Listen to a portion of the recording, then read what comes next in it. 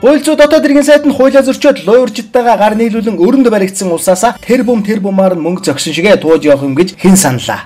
Боддоо хуулийг мөрдүүлж хянаж явах үүрэгтэй сайдгаа өөрөө хууль зөрчин хувийн компанида 77 тэрбум 695 сая 256 төгрөгийн өртөгтэй концессийн гэрээний ажил авчихжээгээд бодоод үз. Бодох ч юу ахав авчихсан байна.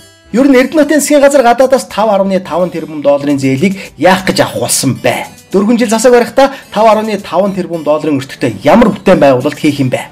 Бүтэн 4 жил пижгнүүлэн амаараа гартад ууж идэж үрцүүдгсэн ардчилсан намын 1.5 тэрбумын зээлийг одоо хүртэл төлж чадахгүй байж араас нь түүнээс 4 дахин их мөнгө зээлийн учир нь чухмал иймэрхүү концессийн гэрээгээр хувааж идэх гэсэн бодлоготой байсан нь одоо тодорхой болж эхэлж байна. Эчин зов нь ай нэмэнэ гэж үгүүлсэн энэ засгийн газрын хууль зүйн сайд нь гэхдээ 78 тэрбум төгрөгийн тендер авчихж зүгээр тендер биш бүр концессийн гэрээгээр эргэн төлөгдөх тендер. Дэлгэрүүлж ярив. Түүний авсан 77 тэрбум 695 сая төгрөгийн тендерийг долларт хувааж бодвол хууль зүйн дотоод иргэн сайд Бямцогтын Алтай Трейс компани барилга угсралтын ажлын өртөг 22 сая 330 мянган Америк доллар. Үүнээс хүн зээлийн хүн 8 сая 870 мянган доллар. Нийтдээ 31 сая 798 мянга 194 Америк доллар болж байна. Анзаарсан бол дунд нь зөвхөн зээлийн хүн 8 сая 800 мянган доллар гэж гарваа да. Төрдөө ажил гүйцэтгэж өгснийхөө төлөө бараг 9 сая доллар авах нь шүү дээ. Ийм л гэрээ байгуулсан байна. Өмнөх дугаартаа бид концессийн гэрээний тухайд урдсан. Хамгийн багаар бодоход концессийн гэрээгээ чивнаас 30% ашиг хүртгээ гэж учир мэд хүн яриад байгаа юм.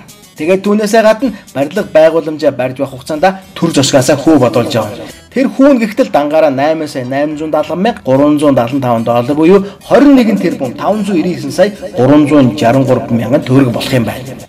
Гэхдээ тендерийн шалгуулалтанд Sunbine ACI компани 37 тэрбум буюу 20 сая 200 мянган долларын үнийн санал. Түүнээс чүт илүү саналыг Монхорус компани туслах ирүүлсэн авч хууль зүйн дотоод иргэн сайд Бямцогтын Алтай Трейс компани 40.4 тэрбум төгрөг буюу 22.3 сая долларын үнийн санал ирүүлсэхээр нөгөө бага үнийн санал ирүүлсэн хоёр компаниа зохиод гараад иржээ.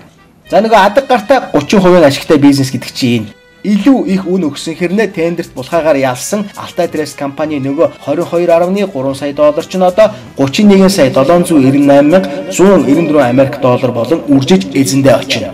Эзэн нь хууль зүйн дотоод иргэн сайд Бямцогт. Үүнийг л нуг дарсан ашигтай 8 гэхгүй юм бол өөр ямар 8-ыг нуг дарсан ашигтай 8 гэх юм бэ? За цааш нь олон юм өгүүлээч яах вэ? Нөгөө 5.5 тэрбум доллар яг л энэ мэтлэн хон замаар орно. 4 жилийн дараа Эрдэнэтийн засгийн газар ажлаа хүлээлгэж өгөхөд Монгол улс тэр 5.5 тэрбум долларыг өгөхийн тулд Монгол улсаа тэр жигтэн тавьж дуу.